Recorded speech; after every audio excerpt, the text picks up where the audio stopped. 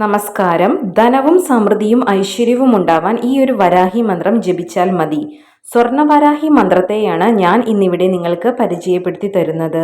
ഈ ഒരു മന്ത്രം ഉരുവിടുന്ന സമയത്തു തന്നെ നിങ്ങളിലേക്ക് ധനം വന്നു ചേരുന്നതിനുള്ള വഴികൾ തുറന്നു തരുന്നതാണ്. ഇത് ഉറപ്പുള്ള കാര്യമാണ്.